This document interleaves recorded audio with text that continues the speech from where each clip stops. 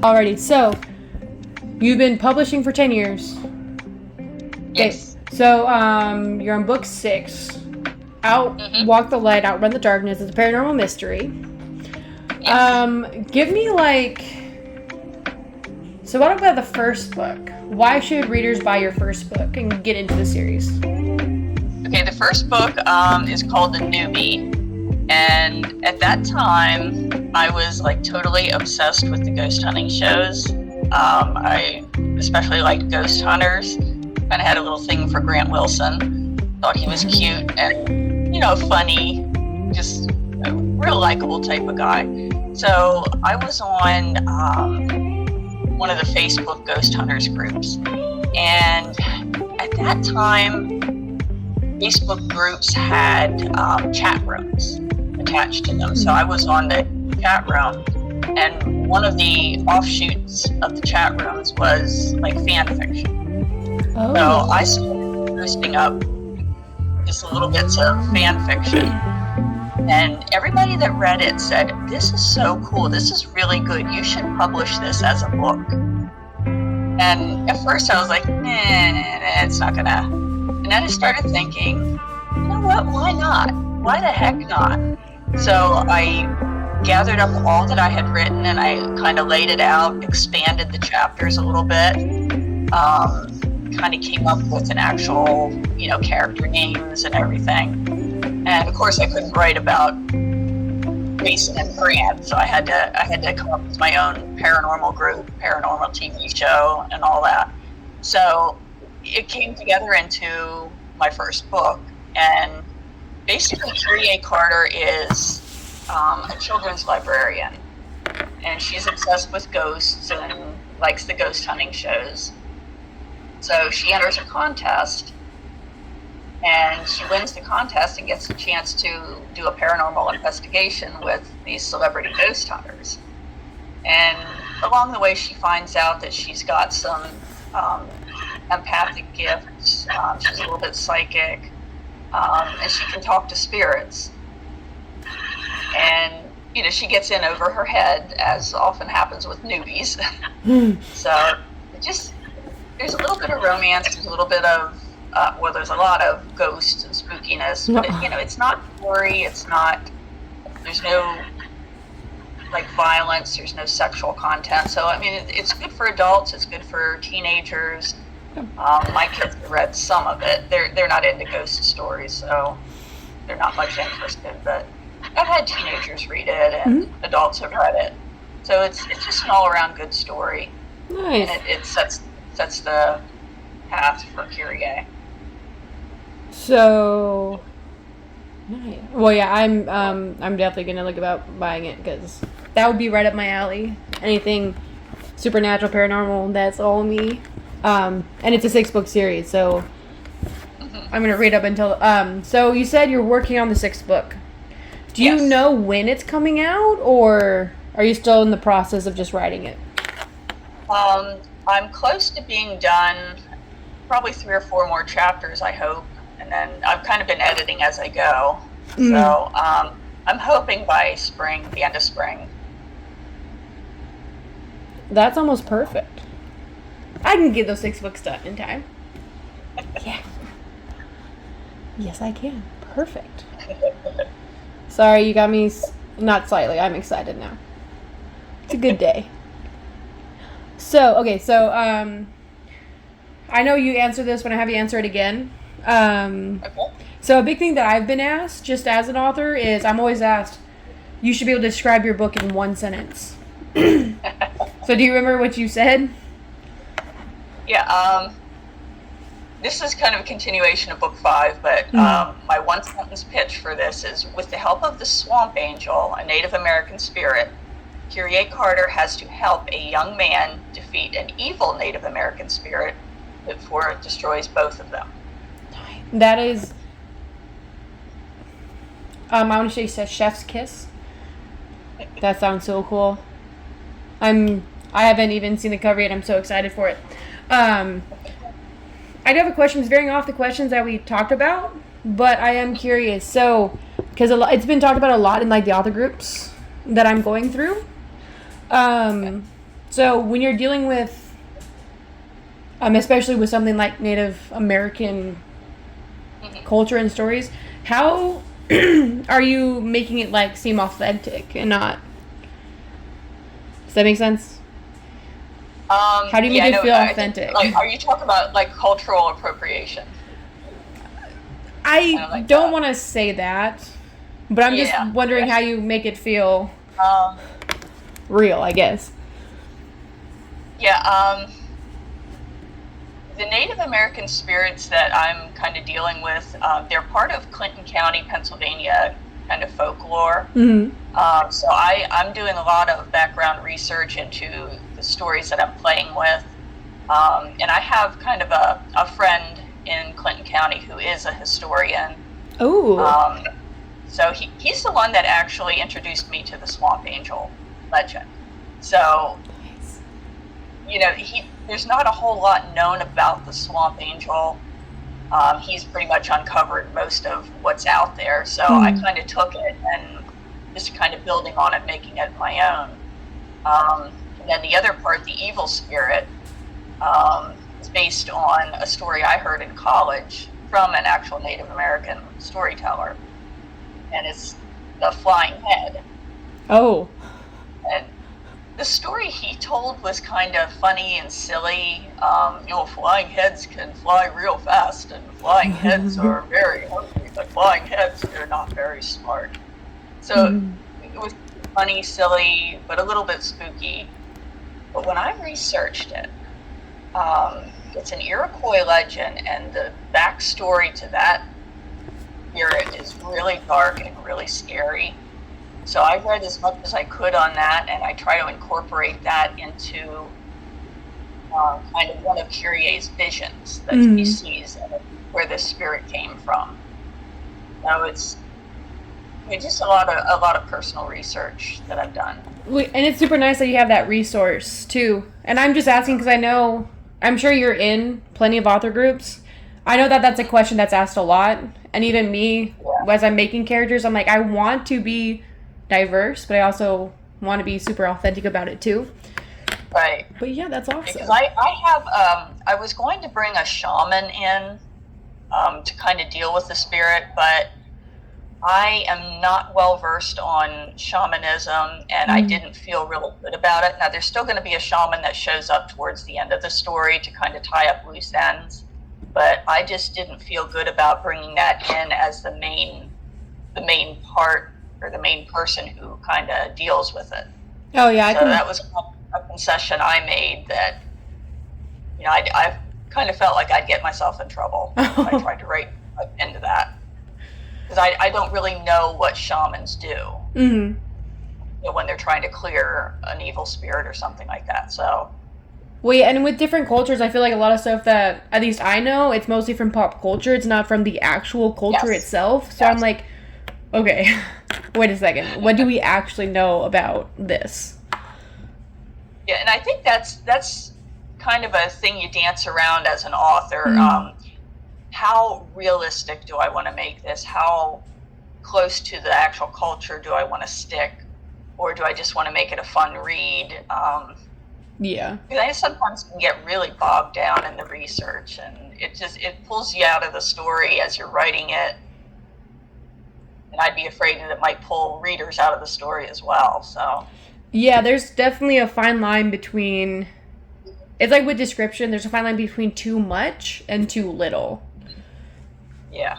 And especially nowadays, a lot of readers, attention spans are going down. I know mine is. Yeah. So when I read books with giant describing for like 3 pages, I'm totally out of it. Yeah.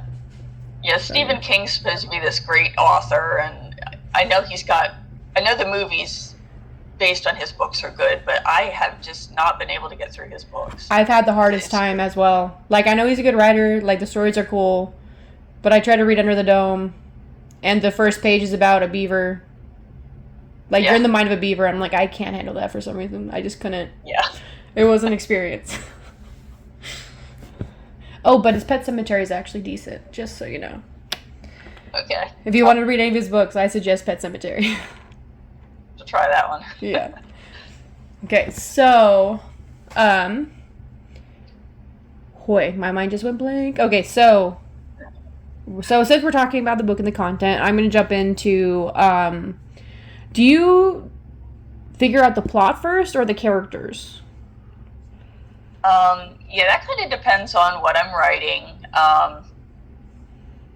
With this series, like I said, with the fan fiction I was doing in that Ghost Hunters group, the plot came together with this book so easily. It just, everything seemed to drop into place, but I was like 7 chapters in before I named the main character, because I just couldn't get a handle on what her name was, what her deal was. So I kind of had myself as a placeholder. Since I was writing in first person point of view, I was kind of imagining myself as the character. And then the way I came up with Kyrie's name was, Kyrie was actually on my short list of names for a girl, if we would have had a girl. Of course, we had 2 boys. It didn't matter anyway. So I was like, hey, you know what? Since I'm never going to have a daughter, I'm going to use this name here. So I called her Kyrie Sky Carter. I like that a lot. And the funny thing was, Kyrie's middle name, Sky, actually became, I just lost the word, it became significant in a later book. I think it was book 5, when she found out something about her family. Okay. It turned out that her middle name kind of fit into a family secret. So I won't give away too much. Yeah, don't spoil it for me. I'm just kidding, but yeah, not really. Seriously, that hit me as I was driving to work one day. I was thinking about the plot and thinking about her middle name and this other character's name, and it was like, oh my word, that's where her middle name came from. I swear I almost drove the car off the road. Isn't it so funny when inspiration hits you? It like really gets you. It's like, okay. So, sorry, go on. Yeah, so with my series, most of the plots kind of come together. I don't want to say easily, because I have so much trouble with coming up with like the middle part of the story. Oh, same.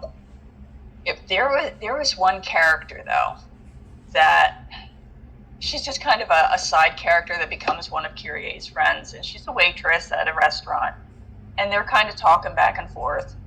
And I had her name as Cindy. For whatever reason, I chose Cindy.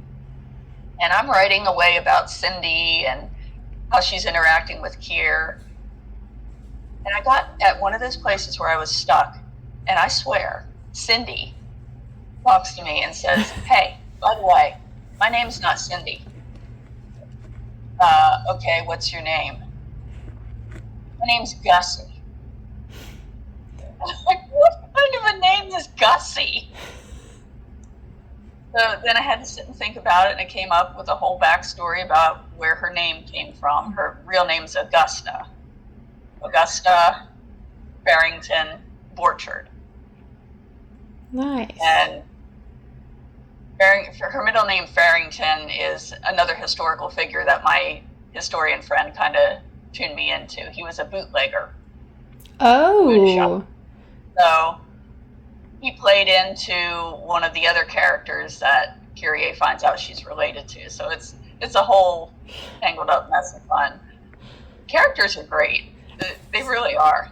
So I don't know if you're into memes, but I've seen so many that are just authors saying, yeah, you think I'm in control of my story? My characters go places and I just have to try to keep up. And I'm like, I understand we create the characters, but at the same time, it's true. Yeah. They lead it somewhere else. Like, I've always had a plan, never works.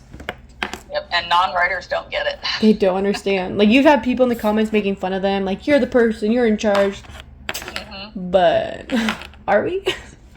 That's where the whole thing of writer's block comes in. You know, talking about memes, yeah, there's a meme out there, too, that writer's block is just when your characters stop talking to you. Giving you the silent treatment. That's kind of what it feels like. That... Like they pull the curtains and... You just gave me a revelation.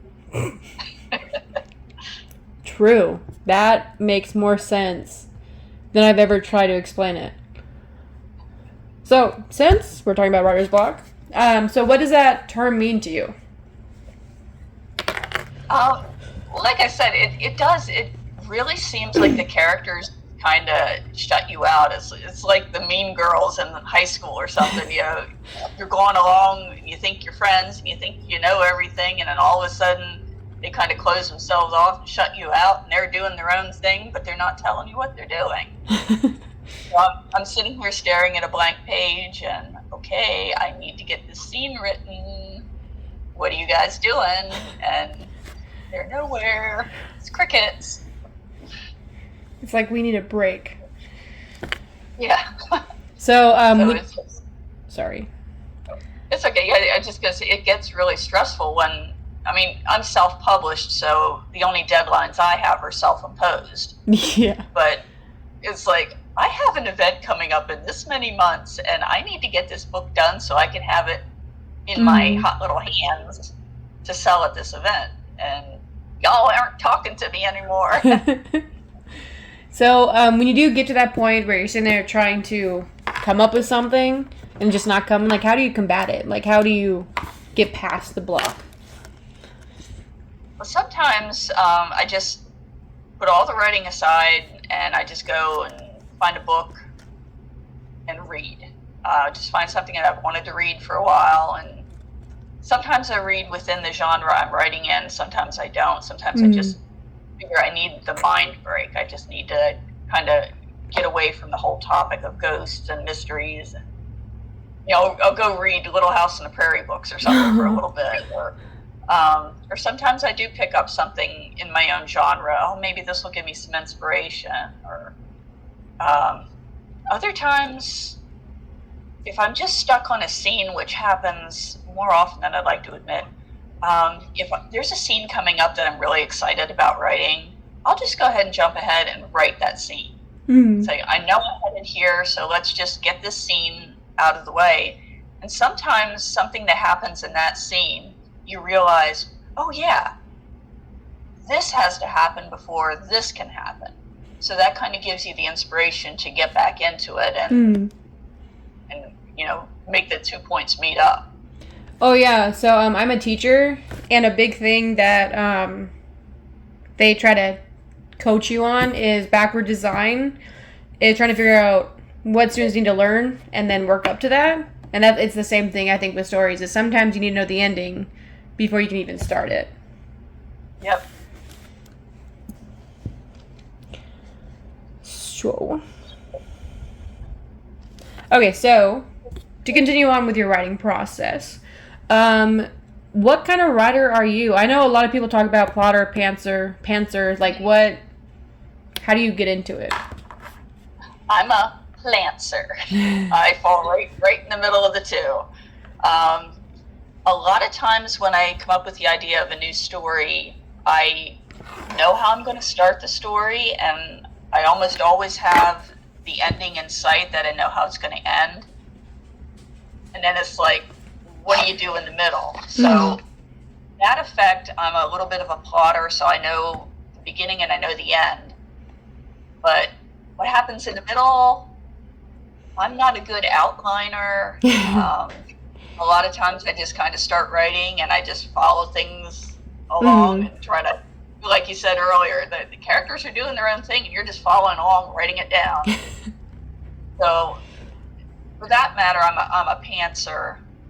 Now I am trying to start learning how to do a little more plotting, a little more planning.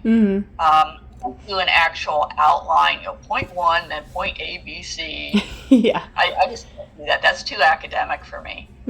What I started doing is, okay, this is what I think is going to happen in chapter 1. This is what I think is going to happen in chapter 2, and so on. I'm kind of in the middle of that right now. I'm up to, I just started chapter 32. So I had plotted out chapters 30, 31, 32, and I kind of stuck to the plan, but I added, 3 or 4 more scenes. So now my chapter numbers are going to be thrown off. But that's okay. That's the problem with planning. We talk about characters going off on their own thing. It's like, wait, but we had a plan. So I spent like years trying to go through plot outlines and do all that stuff, but I'm the same way. So what I do is I'm like, I know these certain events have to happen at some point in the book. We're just going to figure out when along the way. Mm-hmm. And I like to go into cozy mysteries. That's kind of the next thing I want to try. So that's a little bit different than paranormal mystery. So cozy mysteries have more of a formula that they have to follow. So for that, I know I got to learn how to do more plotting, more planning, because you have to introduce the murder or the crime right at the very beginning, and then you have to go through like certain places. You introduce evidence, you introduce the red herring, you introduce suspect 1, suspect 2. So it has to follow a certain formula. Oh yeah, especially if it's new. Yeah. So. Yeah. I'm gonna ask one more question that I didn't forget to ask it, but it kind of we went elsewhere. And I really like this question because in my book I have multiple point of views, and I find myself favoring a character. I'm like, ooh, I'm showing my colors. But so do you have a favorite character you created? I think the love interest for Kyrie, Spook Steele. His real name is Spencer, but he goes by Spook since he is a ghost hunter. He's kind of one of my favorite. Now, he was supposed to be, in the first book, just kind of a once and done antagonist. He kind of works with the celebrity ghost hunters, but he's really behind the scene. He doesn't like being on camera. That's not his thing. But he and Kyrie did not hit it off. They hated each other. But I liked him because he was sarcastic, and I liked the way he picked on Kier. And again, somebody in the ghost hunter group kind of saw him and said, "Oh, he's going to show up in your next book, isn't he? He's going to be her boyfriend." No, he's really not. And the more I thought about it, well, yeah, I guess he really is. Well, actually. Yeah, so it kind of grew on me. So at the time, I was watching the BBC series Merlin. Oh, yeah. Oh, God, I love that show. So sad when it ended. But my favorite knight in all of the Arthurian legends that I read, I always liked Sir Gawain. So as I'm watching through this series and I see coming up, they're going to introduce Sir Gawain. I was like, ooh, cool. I can't wait to see who they cast as Gawain, what he's going to look like, how he's going to be. So I already had Spook Steele kind of in my mind. I knew what he looked like. I knew what he was like. So Gawain comes on scene in this one episode, and my jaw hit the floor. Oh my God, that's Spook Steele. He's got the long dark hair and dark brown eyes, a little bit of a beard, and just quirky and getting into trouble and just a little bit sarcastic. And I got to find out who this guy is. So I looked into it. Who plays Gawain on Merlin? And it was Owen Mackin. So I've been following Owen Mackin ever since then. And every time I write something about Spook Steele, it's Owen Mackin. That's who I see. Nice. But then, personality-wise, I kind of built him on Brian Cano. He was on Haunted Collector. I don't know if you've ever heard of that one. I don't think that one was quite as well known as Ghost Hunters and Ghost Adventures. It was with John Zaffis, and they would go to places and try to figure out what the object is that's haunted, what has a spirit attachment to it. So Brian was one of his tech guy and an investigator, and I just really liked his approach. He's kind of skeptical. He's very analytical. He believes in ghosts, but he doesn't jump right to, oh yeah, it's haunted. This place is haunted. Mm. He looks at things very scientifically, and I really like that aspect. So that's the personality that Spook has. Nice. So, do you think that you would get along with them if you guys were? I'd like to think I would, but I think his analytical nature would get on my nerves. And I'd probably get on his nerves because I'm more imaginative, Mm-hmm. and I'm always looking for the ghost story in something. So he would probably say, "Oh, you're so over imaginative, and you've got an overactive imagination, and why do you have to make everything a story?" Because it's fun. Yeah, it was a program. So have you seen there is a haunted road trip across the United States? We're hitting all the ghost towns. It's like a 2-month trip, but that's my dream is to take that trip. Yeah. That would be so cool. That would be crazy. Yeah, every time we go on a vacation somewhere, it's like I look into, is there a ghost tour? Let me find this. Nice. So, ironically, I live near Gettysburg. I'm a half hour from Gettysburg, so we go to Gettysburg all the time. That's the one place I have not gone on a ghost tour. ah, But my younger son, who he believes in ghosts, he's very sensitive to spirits and stuff. Mm-hmm. He hates going to Gettysburg with me. He says it's boring, says it's lame.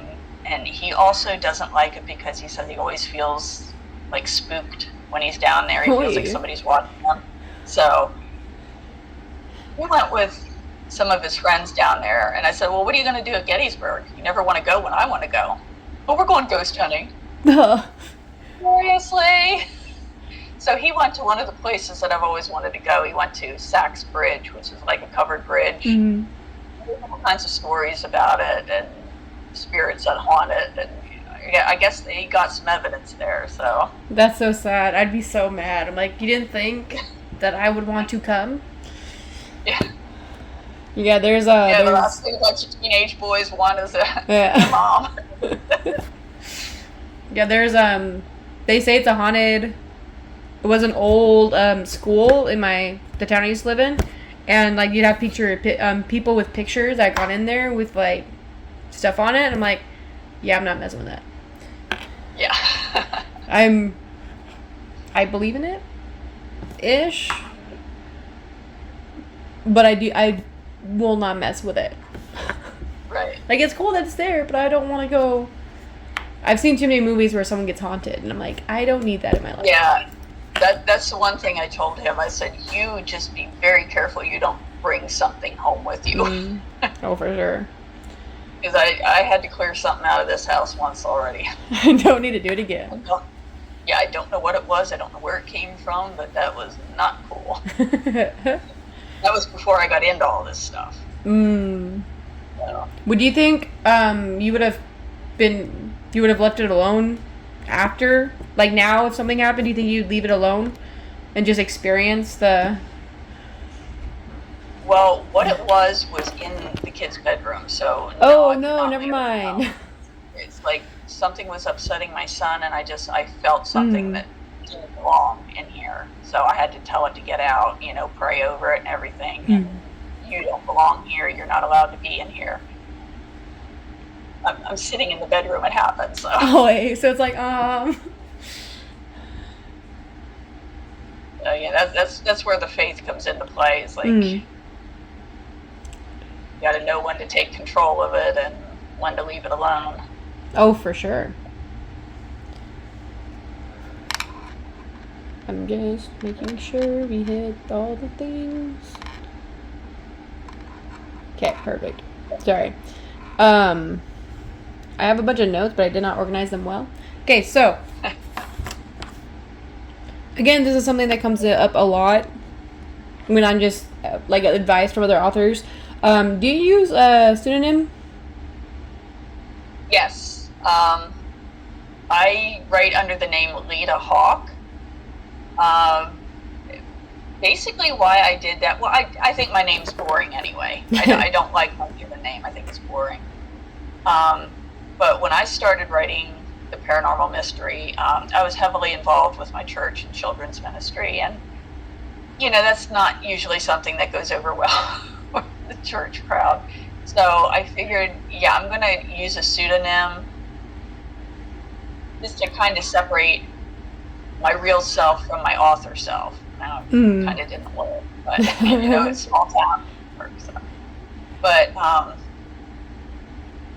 I played around with a lot of names before I came up with Leta Hawk, and I couldn't settle on anything. I was playing with some, those online name generators. I think those are a lot of fun. And there were some cute ones and interesting ones, but it's like nothing that was really me. There was one that came up. It was Leta something. I don't remember what the last name was, but Leta kind of hit. The more I thought about it, my mother's name was Alita with an A on the beginning. Oh. And I looked just like my mom did. So one of her friends from high school, every time she saw me, she would call me Little Leta. Aww. Because you look like your mom. So that kind of jogged the memory. It's like, oh yeah, that would be significant. Like, so I took Leta, and then, okay, what am I going to do for my last name? And I pulled the family tree out. Let's look back and see if there's any cool names in the family tree. And my great-grandmother's maiden name was Annie Hawk. So I thought, Hawk, now that sounds cool, Leta Hawk. So that was it. That stuck. Well, yeah, and it's cool that it's not just a random name on like the name generator. It might have started off that way, but that way it's your name, but not. It's still connected very deeply to you. Yeah. That was my issue with I don't use a pseudonym, but that was my issue. I'm like, I just want to be able to choose a name. Yeah. The funny thing about the family tree, when I was just out of college, I was kind of messing around with Wicca and stuff like that. I got out of it fairly quickly because it just didn't stick. But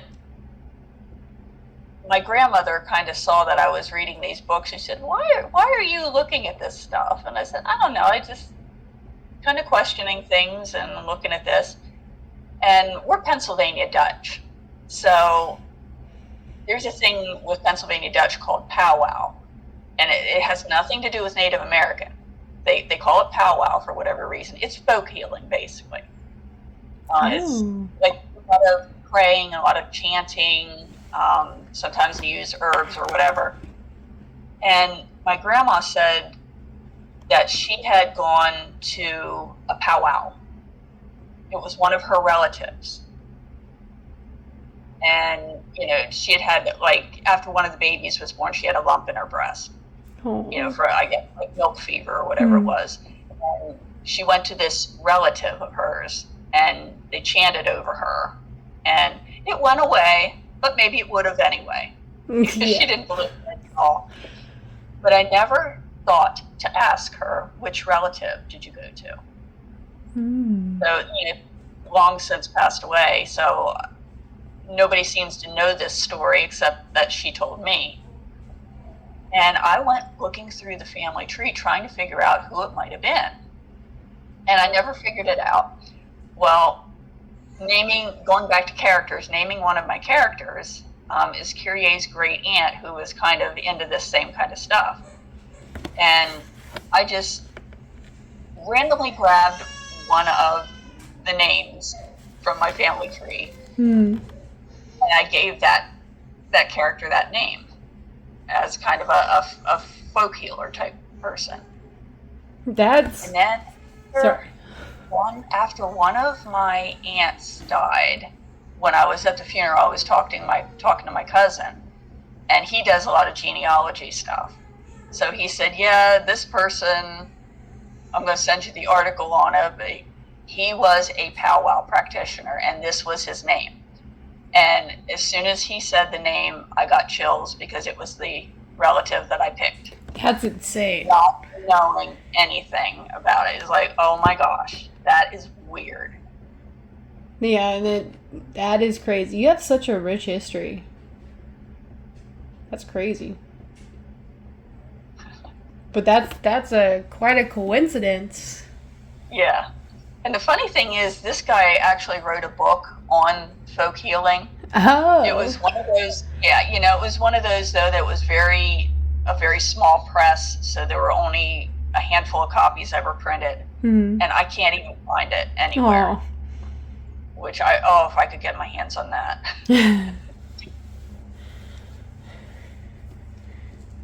Alright, so you said you've been published for 10 years, so I'm sure you've had your fair share of reviews. How do you handle negative book reviews? I don't have as many reviews as I would like, unfortunately. So I have a handful of not so good ones. A lot of people say authors shouldn't read their reviews, but I always do. I just like to know where I stand. It's hard not to. Yeah, it does sting when somebody says, oh, this book sucked, and I hated this character because she's so whiny. Or whatever. The story I didn't like this direction. Why did the author go in this direction? I'm never going to read another book or whatever. It kind of stings, but you got to take it in perspective that everything you write is not going to please everybody. There's just no way it's ever going to happen. And you just kind of have to accept that, hey, this is their opinion, and that's fine.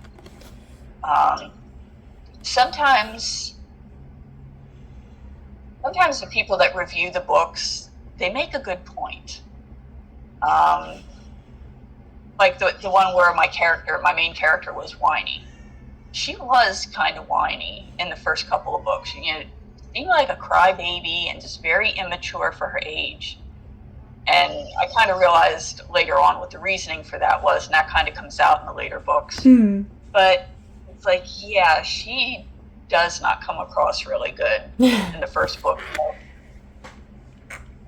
Part of me wants to go back and rewrite the whole thing, but it's like, no, we got to move on. So just have her grow as a character. But that was something that I did take into consideration. It's like, hey, you got to make her less whiny. You got to make her like more of the adult that she is. That's also something that I find, like, people expect characters to be, I don't want to say not human, but somehow above. Like, they think, I know when I was younger, and I was reading a book, I hated this book because this kid was whiny about not seeing his dad. But now that I read it, I'm like, he's 12. He has every right to be whiny about not seeing his dad. So it's like, now that I'm rereading things, and while I'm reading, I'm trying to put myself in those perspectives. Like, if I was in this situation, I'd probably be a little whiny too. Yeah. So let's just see how they build off of it. If there's something in the negative review that you can take and improve your writing, improve your story, then that's great. But like you can't take everything to heart and try to change everything that somebody criticizes, because you try to do that, you kind of start losing yourself as an author, and then it's really not your story anymore. Yeah, I just saw, it was a meme again, that was talking about the problems with authors trying to conform to the current trends and just make the money. It stopped, like you said, it stops being their story. Yeah. And there's a fact that sometimes even when I'm reading reviews, like, I will jump to the negative reviews first, because I want to see, if somebody doesn't like something, like, is it full of grammatical errors? Is it really poorly put together? Like, something like that will turn me away. But, if it's just something about, I didn't like the way they did this in the story, or I didn't like that the character was like that, sometimes that's enough to spark my interest. That sounds like something I would actually like to read. So Yeah. sometimes what somebody hates is something that you're going to love. Yeah, so So I watch these YouTubers talk crap about books, and that's how I give my book recommendations. Is just watching them talk bad about it, and that's the book I choose. Is that's a bad one. Let's see it. yeah, let's see how bad it actually is. Exactly. Like all. I don't know. You know who Clean Hoover is? Yes. Uh-huh. Yeah, she's both being praised and equally trashed on throughout forever. I'm not the biggest fan, but I'm not a romance reader. Right. But it did get me to read it. So there's some benefit to authors about the negative reviews. Yeah, now there is one star review, and I don't know who the person is, but Amazon does tell me where they're from, and they are kind of local to me, so I kind of think it's somebody with a vendetta against me. I was like, I see you. Looked up what else they reviewed on Amazon. My book is the one and only thing this person reviewed. It has to be. The one-star review says, "This book made my children evil. I had to call a priest to do an exorcism. Shame on you, Leta Hawk." That's hilarious. And I was like, what the heck? That's so that's been a problem because there's this movie on Disney. It's about trolls and unicorns and stuff like that. And you had a group of parents boycotting it because it portrays magic and that's against Christianity. It's going to do whatever to their kids. I'm like, if your kids can't separate fiction from real life, I feel like that's a parent problem, not a author problem. And I kind of thought, this is not a children's book, so why would your child be reading this book? Why are you letting them read it? Like, come on. But one of my other author friends said, no, you should seriously take that review and use it to publicize your book. Oh my goodness. You know how those books have the reviews on the top? That would be the most hilarious thing ever. I would buy the book and frame it because that would be perfect. I would buy that book if I saw that in a bookstore, 100%. But I was just too afraid to use that though, because I don't think my books are that dark or that bad. No, so I get in enough trouble with whatever. I don't want to. I feel like it'd have to be something that you would turn into a joke somewhere within the book. Yeah. Like whether just like you could put it like a dedication, like whoever voted, whoever commented this on my book, here's another one. At least you're not doing this to your children. It might make them evil. And then a screenshot of that's hilarious. I mean, maybe your child was evil to begin with. Yes, let's be petty. I love it. Yeah. Oh my goodness. That made my day. Petty Hawk. That's hilarious. I watch a YouTuber and her whole thing is Petty University. It's so funny. Uh-huh. I don't think I'm petty until I hear situations. I'm like, I would have been petty. That's only me. So now I'm excited. I hope I get a review like that so I can so I can dedicate it to whoever put the review. Yeah. Here's another one. This one's eviler still. This one's worse. Okay. Sorry, my life is made. I'm so glad you shared that tidbit with me. That was hilarious. So, that does sound like a personal vendetta kind of thing to say, though. Yeah. Like, come on. And I got petty right back. I reported it to Amazon I don't know how many times. Because it doesn't tell you anything about the book. It's not about the book, really. But Amazon refuses to take it down, so okay, fine. I'll use it to my advantage. Yeah, market it. Like I said, if I saw something like that, instantly buy. That book is mine. So going off the thing with book reviews, do you think reviews are only for readers, or do you think there is some benefit, like you were saying, with authors looking at it? I mean, I've heard a lot of the advice that authors should not read their reviews, but I think if you can go into it with an open mind, if you have a tough skin, I think it benefits you. Because like I said, you can find things that readers don't like, and you can consider the advice that maybe, yeah, there is something I need to change in my stories.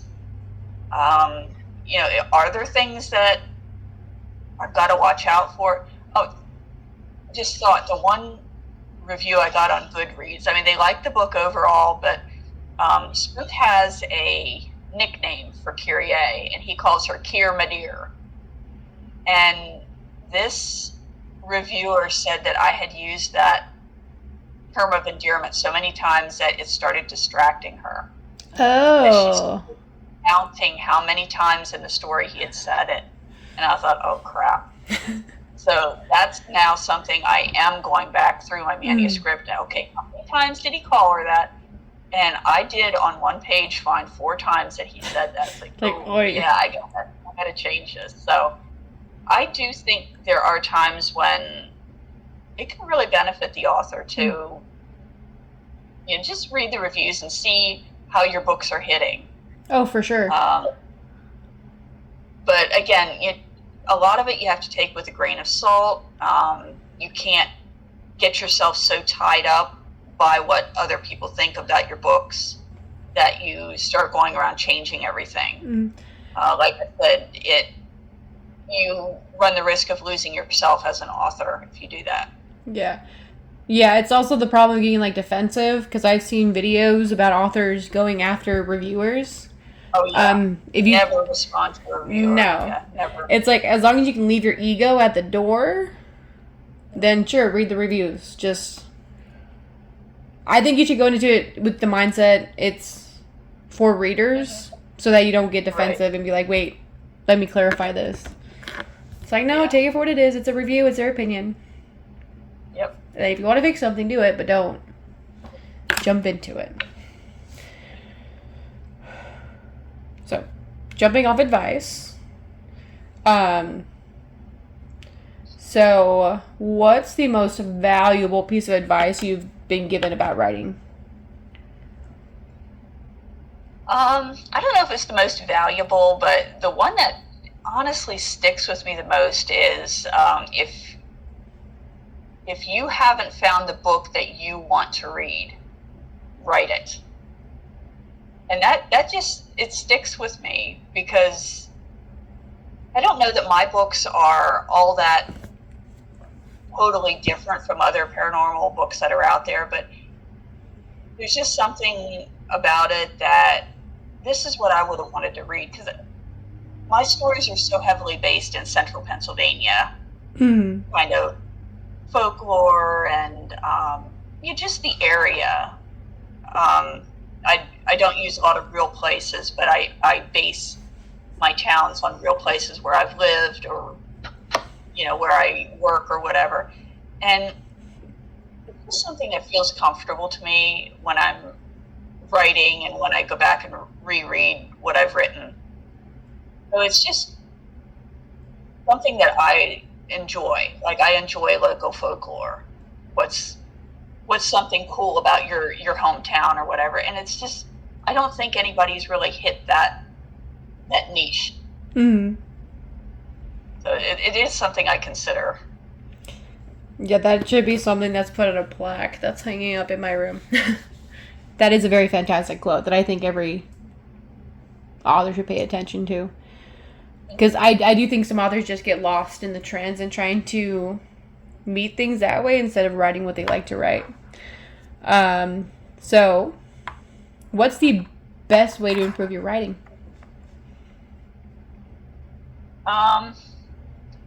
I would say definitely, I hear my dad coming through here, read. The more you can read, the more different types of perspectives and writing styles that you expose yourself to.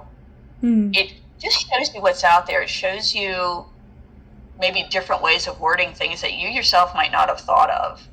I mean, you said you don't read a lot of romance. I don't either.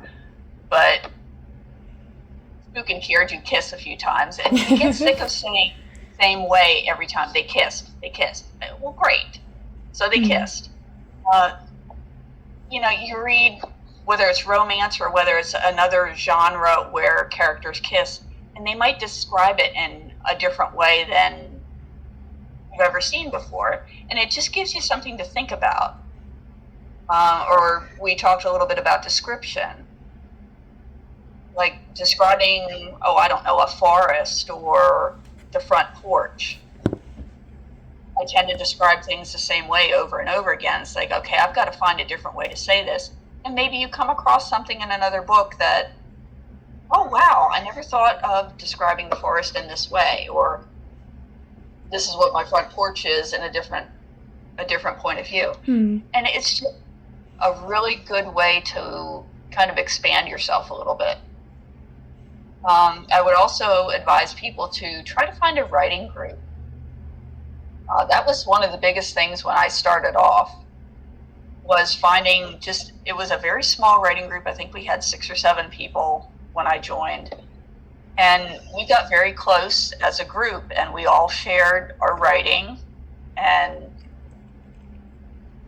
critique each other. Hey, this really isn't working, or you need to work with a dialogue here because this isn't how a real person talks.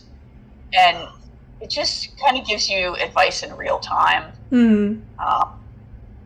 At the end of your book, when you have it all finished, you send it off to an editor or to beta readers or whatever. Having a writing group as you're in process kind of helps you head off some of those sticky areas before you get the whole thing done and have to go back and change an entire book. As to, you're a few chapters in and they're pointing out problems with this or your dialogue or your descriptions or whatever. Oh, for sure. I'm an English teacher, and that's the same advice I give my students. You want to get better at writing, you want to get better at reading, read. That's what you got to do, is read. Yep. So what do you think are some of the most common traps for new authors? One of the big ones, I think, is vanity press. Oh, yeah. I almost got sucked into a couple of those. Back in high school, I had a bunch of poems that I wanted to publish into a little chapbook. And I found this vanity press that wanted to publish my stuff. And even back then, it was, $500 or $1,000, whatever. And that was, 1987. So that was a lot of money back then. And they don't give up. And I still get calls, even after saying, no thanks. Yeah, there's the one press, I won't name them here, but they actually take out an ad in our local paper every stinking week. You see this. And no. Your people just pointing it out. Hey, did you see this? You could get published through that. No, it's a vanity press. Sorry, I don't have $10,000 sitting around to... Yeah. And they act like they're doing you a favor. I had a friend who did go through a vanity press. All they took, so he designed the cover. It's the editing that he did. Like, if you read the book, you would see all the mistakes. He did the cover. All they did is upload it to Amazon. That's all they did, was upload it. Yep. And he was sitting there paying off so much money. I'm like, do your research. Yeah. And one thing I got roped into, I think it was after the first book, is, these book awards. You get these emails for whatever book award. I had one of the editors of this book award email me and say, oh, I came across your book and I read your book and it's so unique. I've never read anything like this. You need to enter this into our contest because I think it has a good chance of winning. And it costs, I think it was only like $20 or $25 to enter. Still though. Which, yeah. And they just do enough stroking your ego as I'm a brand new author. This is my first book. Oh my gosh, if I could win an award, I could put that on my book cover. But yeah, I'm going to do it. And then nothing comes of it. Yeah, it's like every week it's a different book award. As exciting as to see, it's like, don't want to put money down without a guarantee. But then also, it's Right. like buying awards is what it is.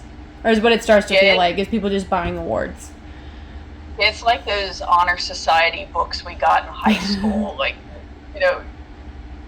what was it?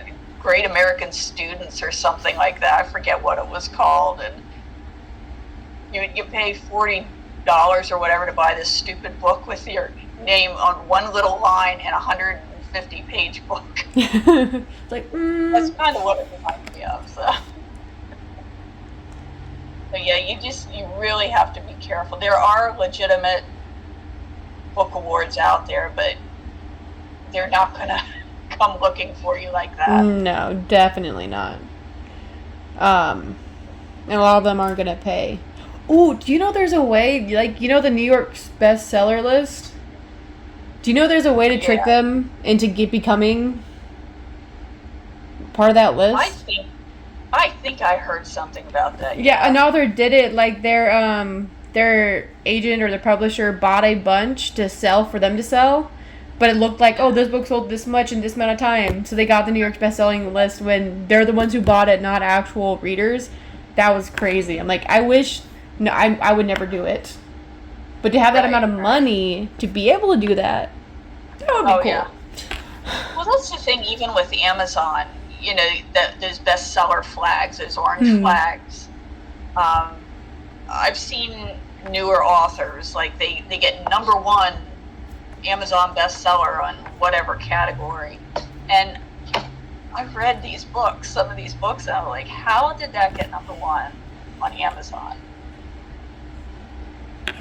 I kind of emailed the author because I was sort of friendly with her. I said, so how did you do that? How did you get #1 status? And she said, oh, you just have to put it in the right author categories. Yeah, I feel that. If you know, you get there. Well, I looked up what categories her book was under. I mean, it was a paranormal romance, and it was a bestseller in, like, stage and theater or something. It was her okay. Yeah, like her editor or somebody told her to put it in these categories because there's not a lot of books in those categories. That's a little sketch. It is. And I think Amazon did get wise to people doing that. So they started cracking down on it. They're cracking down on a lot of things. Like a lot of the, what low content is, where it's just publishing a bunch of journals? Yep. They're cracking down on that stuff. I'm like, please. Because you have people trying to make fast money. And also, like, AI work that's being published, they're also trying to crack down on that, too. I'm like, cool. Because there was a sci-fi book that was AI written, and it won awards. I was like, that is so great. What a time to be a writer. It's insane. Yeah. And then you have people in the authors group like, why is it bad to have AI write your book? Or why is this? I'm like, because it's not your property. All AI does is take everything that's online and switch it up. That's all it does. Yep. Sorry. And I know you're starting to see that in the classrooms too. I have to make my students all write on paper. That's what I do. I just make them write on paper because I'm like, this is... Now they have a program in the computers that stops them from being able to use AI. Like, all the sites are blocked. But they have ways of getting around it. They have ways of getting around the blocked games, so I have no doubt that they have ways to get around it. Yeah. It's just a... With all your smarts, can't you use it to do something good? If they used half, like, their smarts that they use for avoiding assignments to actually do the assignment, they would be fine. Yep. But, alas. I'm a substitute teacher, and I see these kids plotting around the assignments that are left for them to do. Mm-hmm. If you would work as much as you complain, you would be finished. You'd already be done. Anyways, I'm not glad you feel my pain, but it's like cool that you get it.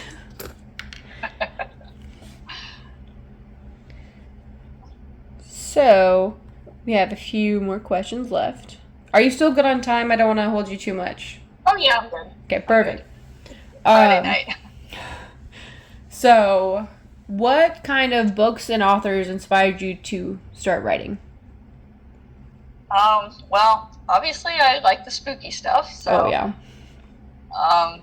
I somehow stumbled on, well, first it was like Lois Duncan and Mary Downing Hahn. And they kind of write the spooky stuff that I really liked to read when I was a kid. It's like there's always something just weird going on. Sometimes it's a ghost, sometimes it's, I don't know, psychic powers or time travel, something like that.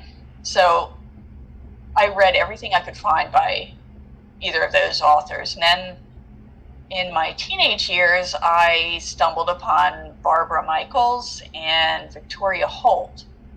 And at the time, they were categorized as gothic suspense or gothic romance, something like that.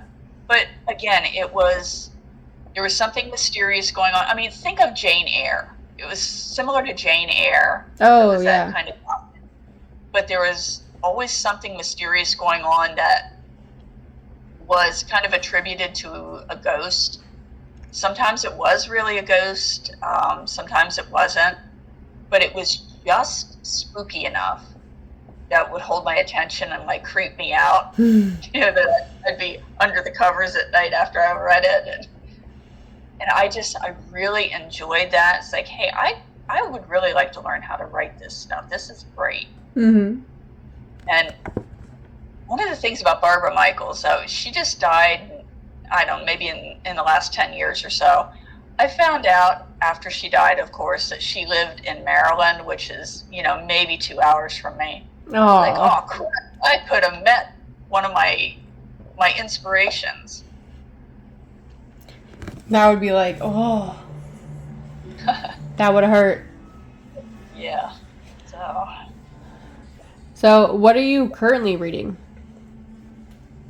Currently, I'm kind of working through a paranormal memoir by Brian Cano. We already talked a little bit about Brian Cano. So, yeah, he wrote a memoir, which is kind of just how he got interested in the paranormal and how he and a friend actually made their own, not TV show, but like a YouTube show called Scared, where they'd go into these haunted places and they'd, investigate, do things like that, and try to figure out what was going on. And then he somehow contacted or got put in contact with John Zaffis and then got pulled on to Haunted Collector.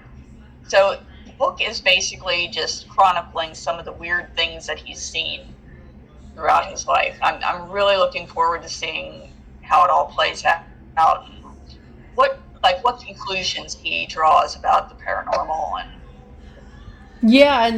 that's like, not only is he like a celebrity, but he's also like, he actually experienced these things. Yeah, that's great. And he's really down to earth too, because I'm friends with him on Facebook for whatever that's worth. But I have private messaged him, and he's responded to me, talking about paranormal stuff. And I asked him some questions about, I have chronic Lyme disease. And yeah, I had some weird stuff happen while I've had Lyme disease. And I just started thinking about the things I was feeling in terms of paranormal experiences. Like, sometimes with paranormal experiences, you're having health issues that are causing you to experience things that you think are paranormal. So I was kind of going back and forth with him. Is it possible for this to maybe extend itself into a paranormal experience? We just kind of went back and forth about that. So that was supposed to come up in one of my stories, and it hasn't yet. So maybe there'll be another story, another book. I don't know. But that's cool. Yeah, just like I said, he's more analytical, more scientific. So he gives more thought to that than like one of the things I would experience in the Lyme community, they call them after images. Like, if you've seen those things where you stare real hard at an image for 30 seconds and then quick look at a blank wall, and you're supposed to see that image projected. Well, this was happening every time I looked at something. Oh. Yeah, I would look look at like a picture and then look away, and I'd see the face that was on the picture in a window or on the wall. That'd be creepy. And it really creeped me out until I got onto the Lyme community and say, oh yeah, this is a thing. When it affects your eyes, this happens. Oh, that's what it is. And who messed me up? I was also having phantom smells. Like I kept smelling cigarette smoke, and it was to the point where it was almost choking me. Both my parents were heavy smokers, and they both passed on. So I'm thinking, oh my God, are the ghosts of my parents here or something? And it's almost choking me. And I'd say to my husband, "Can you smell that?" He couldn't smell anything. He hates cigarette smoke. He hates it. There's if there was cigarette smoke here, I would smell it. So I'm getting all freaked out about this. Well, then guess what? That's a symptom of Lyme disease, having phantom smells. So just having that influence, to think about things analytically, scientifically, instead of jumping right, oh my God, it's a ghost. Like, wait a second. Yeah, that would be terrifying. I wouldn't know what to do. I'd be like, husband, we're moving. Yeah. And then it moves with you. Like, wait a second, I'm haunted. It's in your head. That's crazy. So, do you listen to music while you write? I actually cannot listen to music or have the TV on when I'm writing because it just distracts me too much. I get into jamming to the music, listening to the lyrics, bobbing my head to the tune, and I can't actually write. However, I do have playlists that are associated with my books or my series or whatever. So, do you have those like in the book, or is it like posted somewhere? It's just on YouTube. It's kind of private, but like within the books, I might mention a song. Oh yeah. Now you have to be careful. You're not allowed to do lyrics or anything. So there's a scene coming up that it's going to be a proposal scene between two characters, and I used the song "Spooky" by Atlanta Rhythm Section. It's from the 70s, and I love that song. There's a line in the song, like a ghost you've been haunting my dreams, so I'll propose on Halloween. Oh, that fits. You know when the proposal is going to happen. And the song is going to play into the proposal. Oh. But, I have to come up with a way to do that without saying the lyrics. So that's one of the songs. That would be the time I'd probably, at the start of the chapter, say, hey, like the Spotify whatever. That would be super cute though. If they start reading, they start playing that song. Whew. Yep. Super and then cute. There's a karaoke song or a karaoke scene. So I have two songs that are noted in the karaoke scene that I have in my playlist. It's kind of ironic because one of the songs I absolutely hate, but it again, here's the characters. It fit the characters that did the duet. It's "Don't Go Breaking My Heart" by Elton John. And I love that song. Yeah, I don't like that song, but these two characters, they're really flamboyant and just extroverted, so it fit them.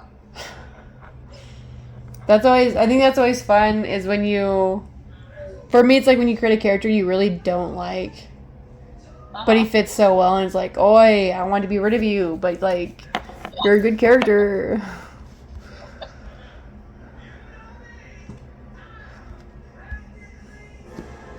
I mean, it looks like we made it through everything. I do want to thank you. You made this super easy and fun, because it felt more like a chat than an interview, which is what I wanted.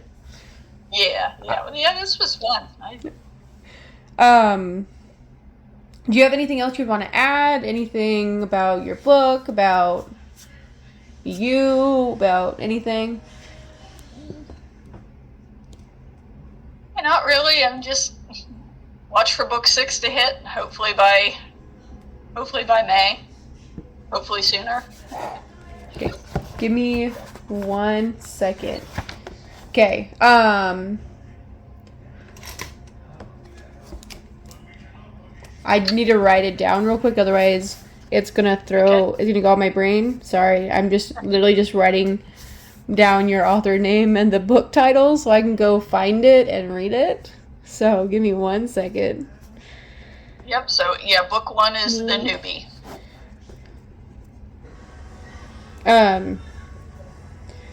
I'm also in the process, I want to start interviewing people, and I also start wanting reviewing books. Okay. So that might be one of them I do, just letting you know. Okay, cool. I mean, I'll send it to you before I post it because, you know. Yeah. I I already know she's whiny. Got it. Look, I've learned my lesson about complaining about a character being whiny in that one book that I hated for no reason because of that. So I'm like, I've learned my lesson. I mean, again, I think about how I would act in that, and I'm like, I would be worse. Yeah. I would be terrible. I would be the worst person to be in these situations. Which makes it so much funner to read. Like, what would you do in that situation? Mm-hmm. Awesome. Well, thank you so much for doing this. This was super fun. Yeah, thanks for interviewing me. This was great. If you ever do... Huh? I was gonna say with the 10-year publishing anniversary coming up, I kept saying I've got to get more marketing. This is perfect. Perfect timing. If you ever want to do it again, like when the book does come out, just like hey, look at this, or if you have other projects or anything, totally down to do it because this was fun, like you said. Yeah, when I actually have the book and can show you the cover. Yeah. The cover is really cool. That's when you get your cover for your book. It's like when I got it, I couldn't stop staring at it. I'm like, it's real. It's like, yeah, like, oh, it's real. It's right here in front of me. It's crazy. Okay, so I'm going to try to get this edited and posted probably by Monday. I'll send the link to you. I'm also going to have... I'm just going to post it places so people know to look for it. So. Okay, sounds good. Yeah. Anything else I post up about you, I will share with you, of course. But thank you so much for doing this. Yeah, thank you for doing it. You have a good night. Thanks, you too. Thanks. Bye-bye. Yep, bye-bye.